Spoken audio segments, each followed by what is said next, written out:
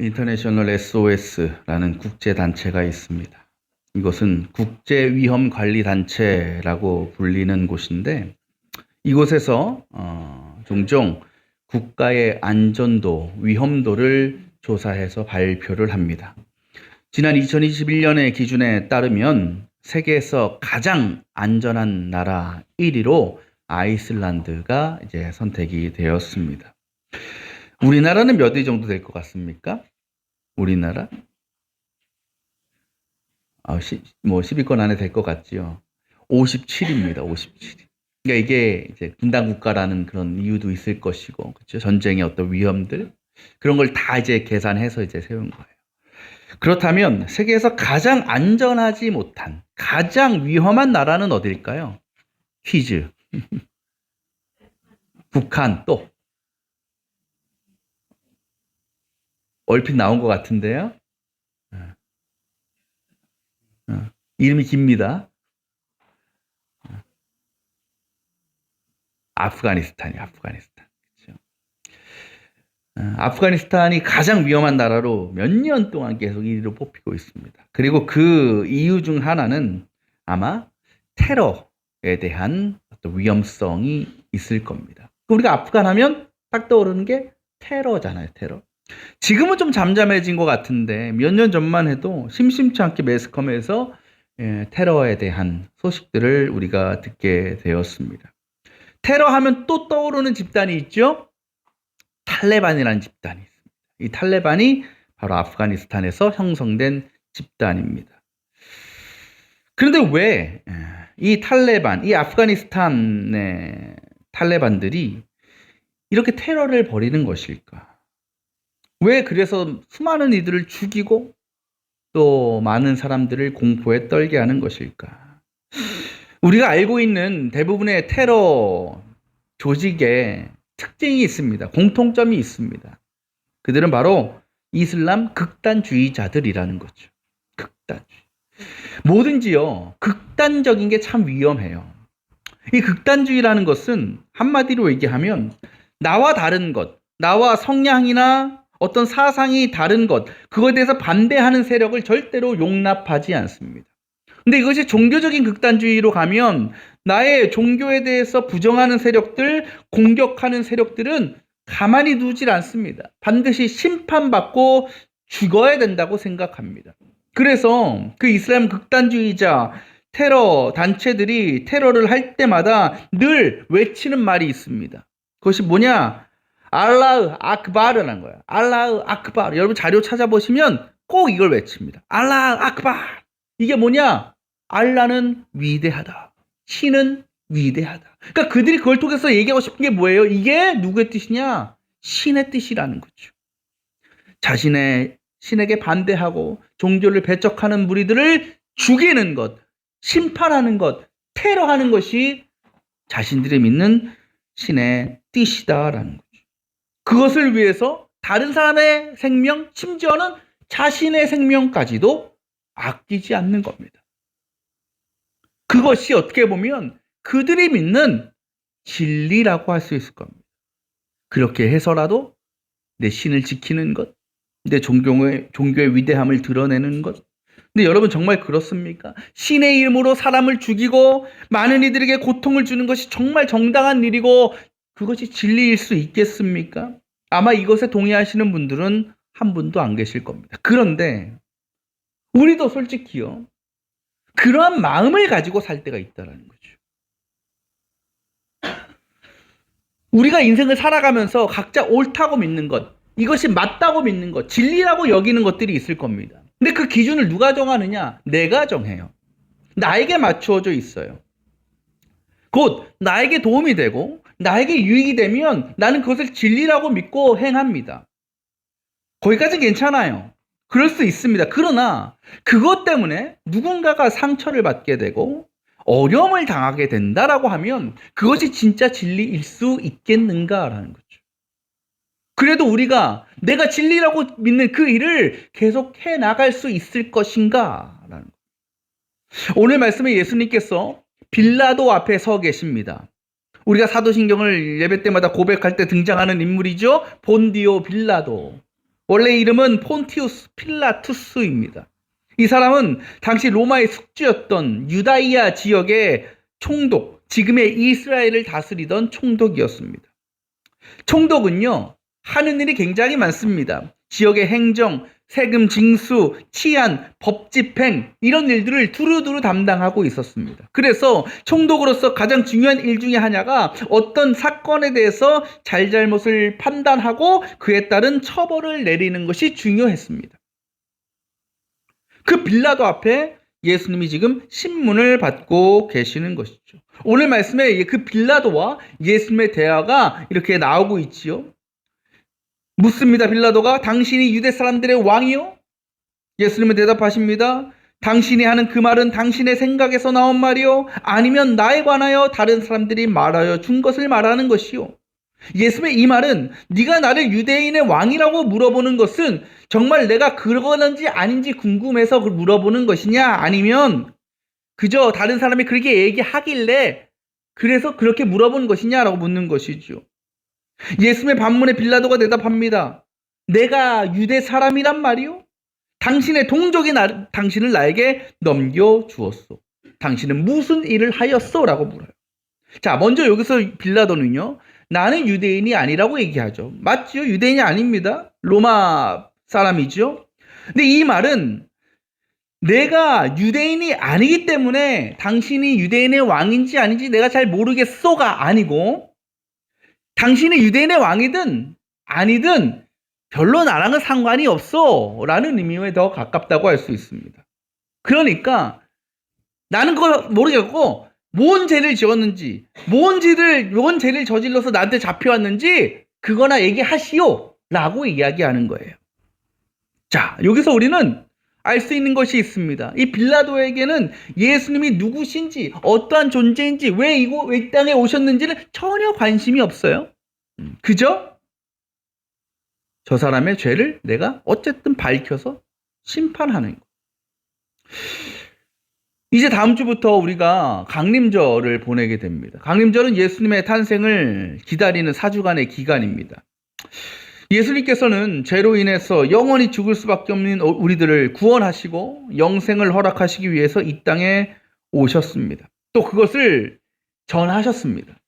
그러나 그렇다고 해서 세상 모든 사람들이 예수님께서 허락하시는 그 복음을 듣고 구원의 은혜를 누리는 것은 아닙니다.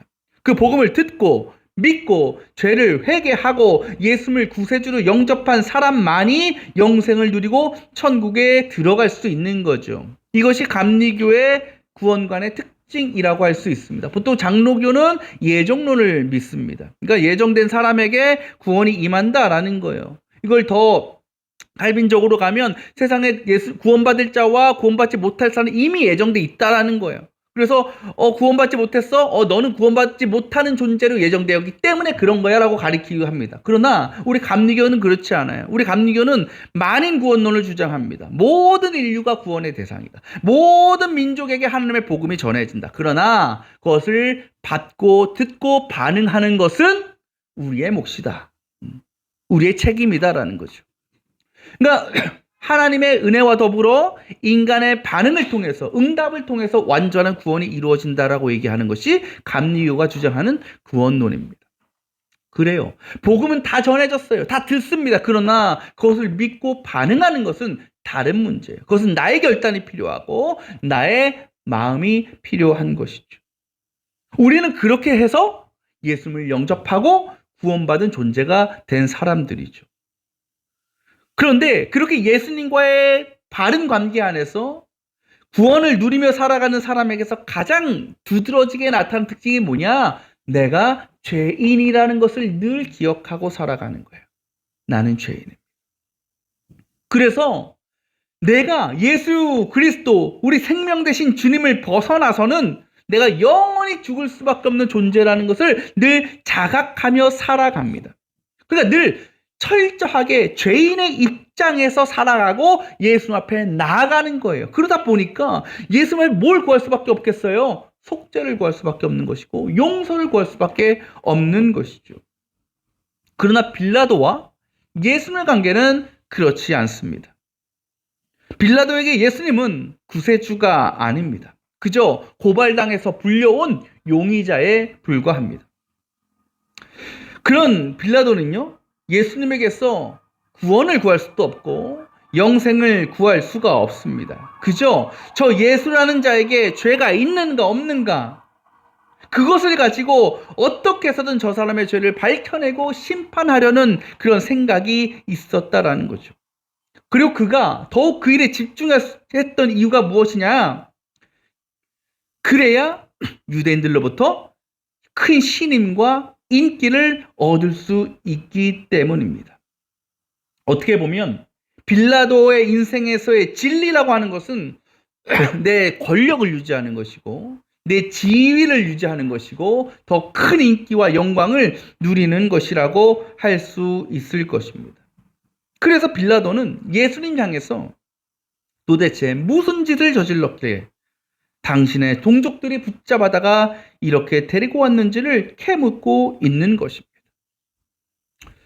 그의 얘기에 주님께서 36절에 이렇게 대답하십니다. 내 나라는 이 세상에 속한 것이 아니요. 자, 여러분, 빌라도가 뭐라고 물었어요? 당신이 유대인의 왕이요라고 물었지요.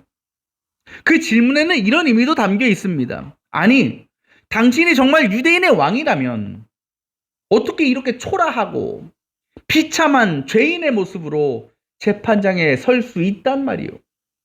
도대체 무슨 근거로 당신이 왕이라고 얘기하는 것이요. 그래요.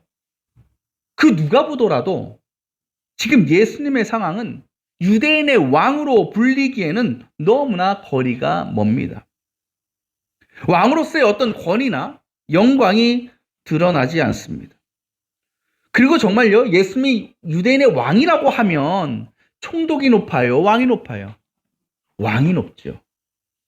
만약 진짜 예수님이 유대인의 왕이라면 빌라도 입장에서 저 사람은 자기보다 훨씬 높은 존재예요. 그리고 정말 그렇다면 예수님이 앞으로 이 빌라도 내가 백성들을 관리하고 통치하는 일에 있어서 걸림돌이 될 수도 있는 거예요. 내가 최고인 줄 알았는데 더 높은 사람이 등장해?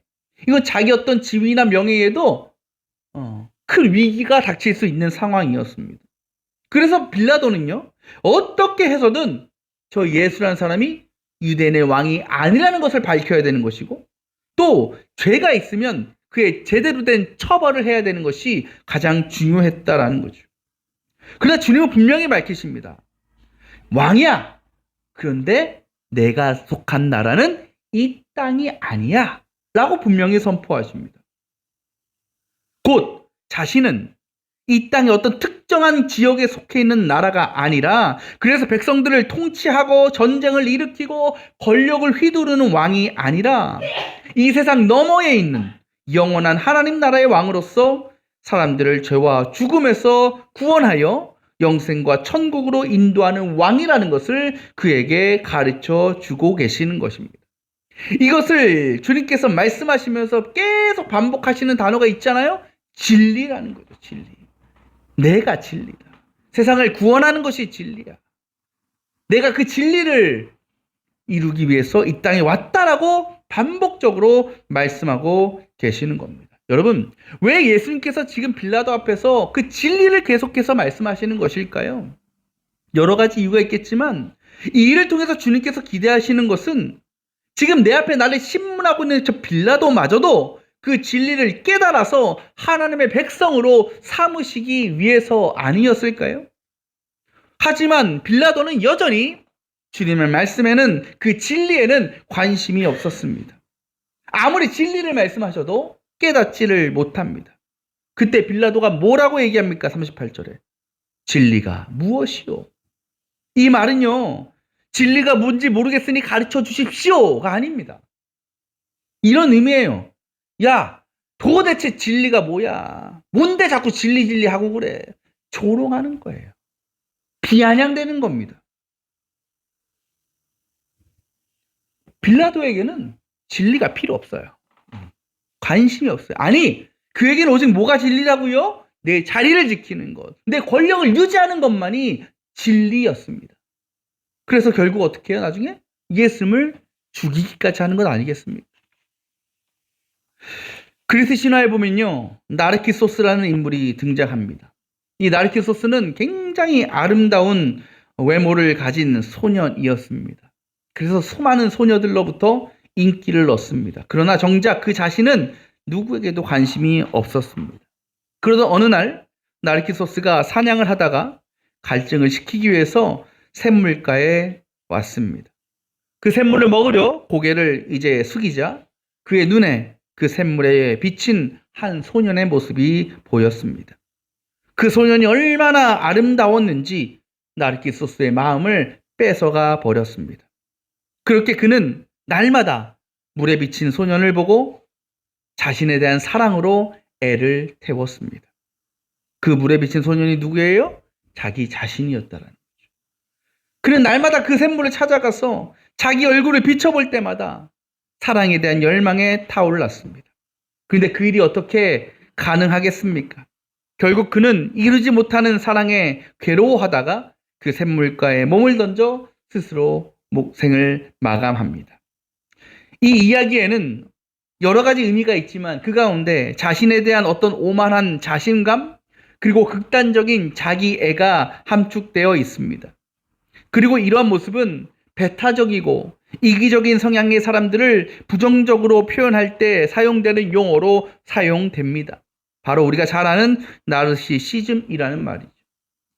대부분의 인간은 다 이 나르시시즘을 갖고 있는 것 같습니다.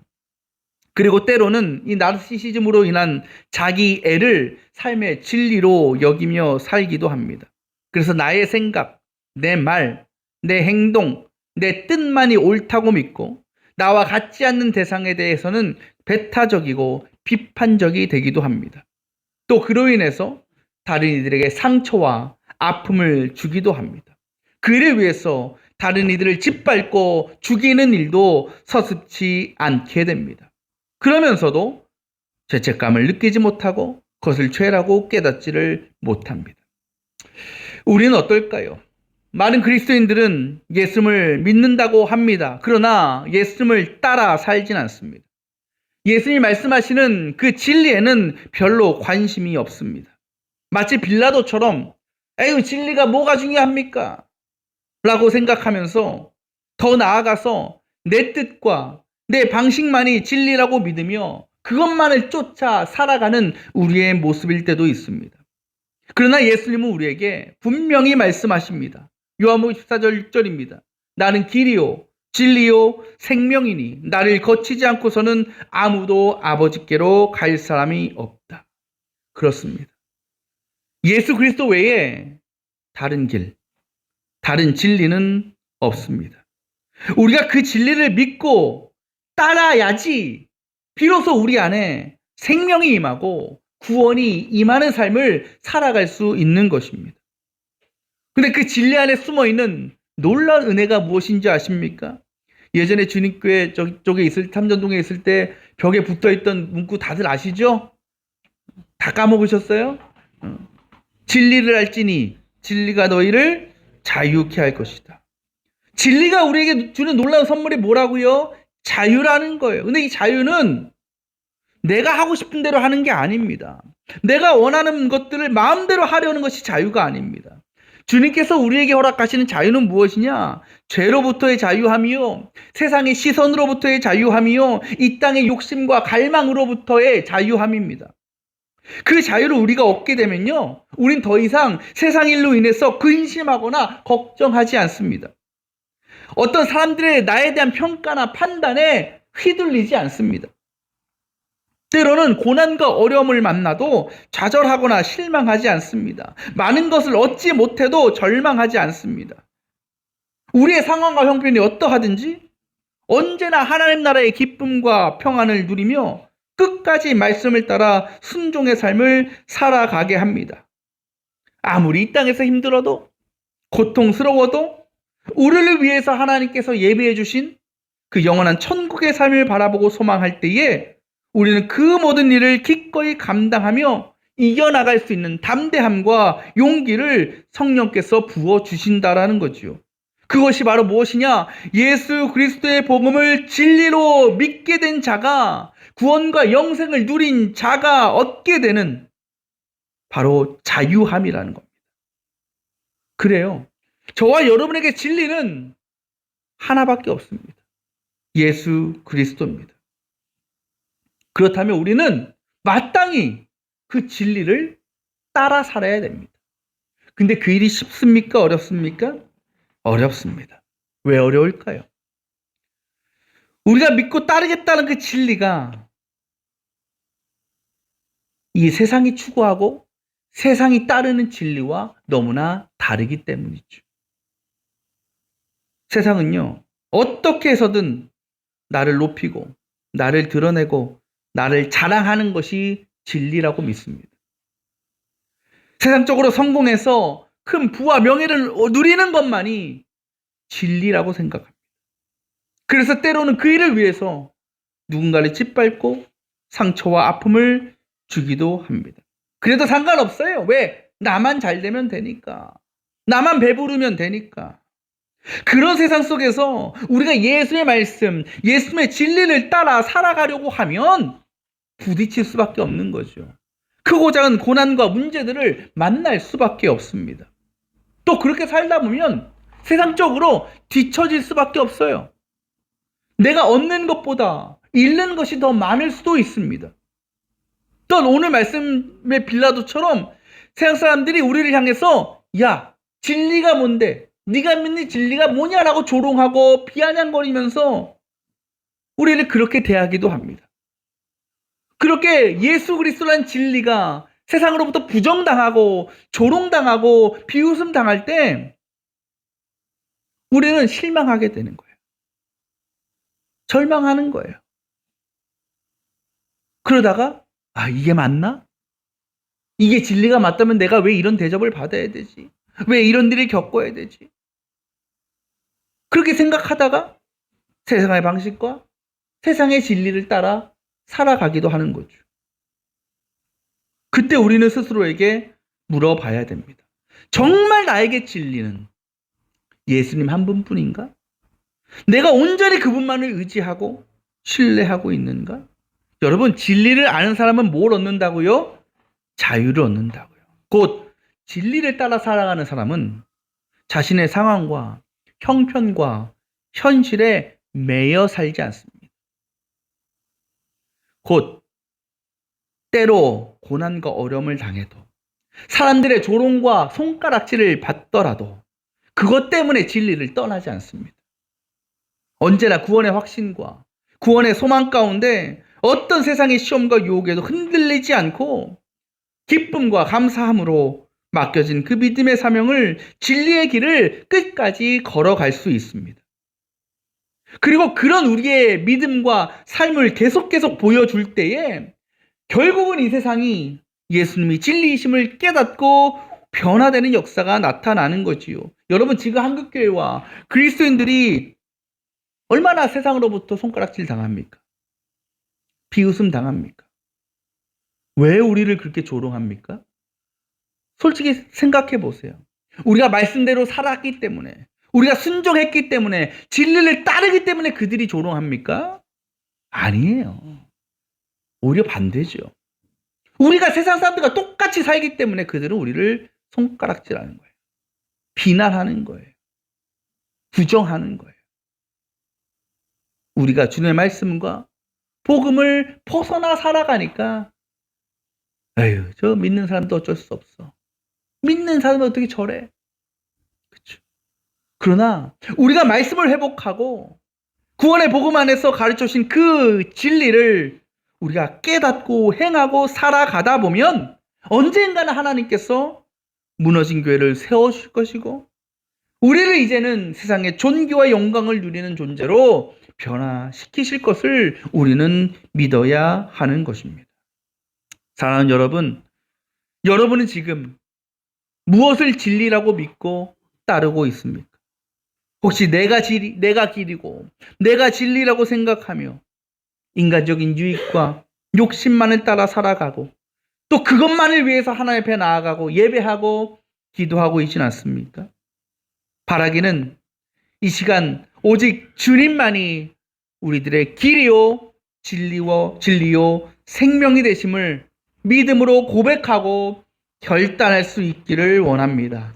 세상의 기준, 세상의 방식이 아니라, 그래서 내가 살기 위해서 누군가를 짓밟고 죽이는 것이 아니라 예수님이 우리에게 보여주신 그 십자가의 사랑과 은혜를 힘입어 기꺼이 나를 희생하고 내어놓을 수 있는 우리들이 되기를 원합니다. 그것이 당장은 손해를 보는 것 같기도 하고 또 사람들의 조롱을 받기도 하겠지만 결국은 그 일을 통해서 언젠가 온 세상이 그 예수 그리스도의 복음, 진리를 깨닫고 주님께로 나아오는 하나님의 나라가 이 땅에 임하게 될 줄 믿습니다.